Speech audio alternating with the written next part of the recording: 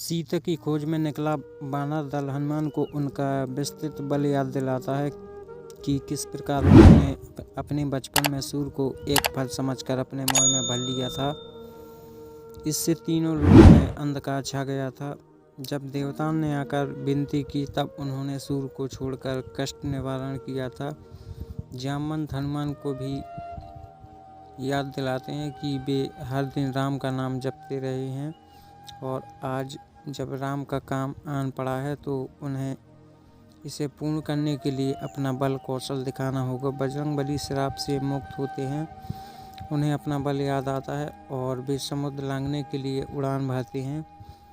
समुद्र के गर्भ से मैनाक पर्वत उभरता है और हनुमान से उसके शिखर पर कुछ देर विश्राम करने का निवेदन करता है, किंतु हनुमान राम काज किए बिना चैन कहाँ, सो वे बिना रुके अपनी यात्रा जारी रखते हैं। हनुमान के मार्ग में सोसा राक्षसी उन्हें अपना आहार बनाने के लिए मुख खोले हुए आती है। हनुमान सोसा से निवेदन करते हैं कि वे सीता का पता लगाने के बाद स्वयं उनका आहार बनने के लिए वापस आ जाएंगे। सोसा हनुमान को बताती है कि उसे ब्रह्मा का वरदान है, उसे लांघ कर कोई आगे नहीं जा सकता, इसलिए हनुमान को उसके मोह के अंदर जाना ही पड़ेगा।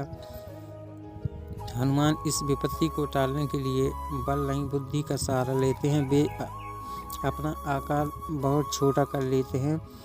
उनको मोह में सामने सोसा को अपना बदन बढ़ाना पड़ता है, तभी हनुमान अति लघु रूप कर लेते हैं और सोसा के मुख में प्रवेश कर फुर्ती से बाहर निकल आते हैं। इस तरह ब्रह्मा के वरदान की रक्षा भी हो जाती है। राक्षसी सोसा भी एक सुंदर नारी में परिवर्तित होकर बताती है कि वो नाग माता है और देवताओं के कहने पर वो उनके बल और बुद्धि की परीक्षा लेने आई थी।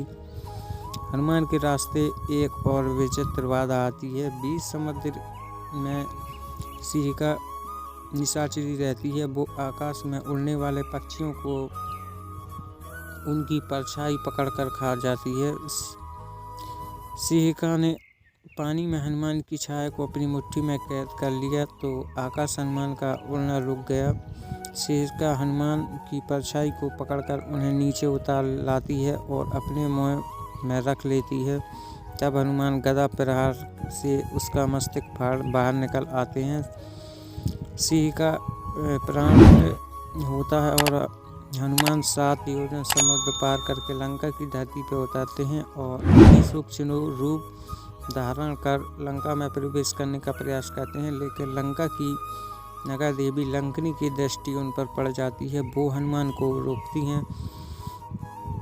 हनुमान विशाल आकार धारण कर लंकनी पर गदा से प्रहार करते हैं। घायल लंकनी बताती है कि ब्रह्मा ने उसे कहा था कि जब वो किसी वानर एक प्रहार से परास्त हो जाए, समझ लेना कि लंका के विनाश का समय आ गया है। वो हनुमान के अंदर जाने देती है। अति सूक्ष्म रूप में हनुमान लंका का निरीक्षण करते हैं। महल में रावण को सोता देखकर हनुमान का मन एक बार उसे मार डालने का भी होता है। हनुमान सीता जी को नहीं पहचानते हैं। वो एक कक्ष में मंदोदरी को सोता देखते हैं, लेकिन उनके शांत चित्त से समझ जाते हैं कि ये श्री सीता नहीं हो सकती। इसके बाद हनुमान विभीषण के महल में पहुंचते हैं। यहाँ राम नाम सुनकर हनुमान ब्राह्मण का रूप रखकर विभीषण के सामने आते हैं। विभीषण उन्हें सीता को अशोक वाटिका में रखे जाने की जानकारी देते हैं।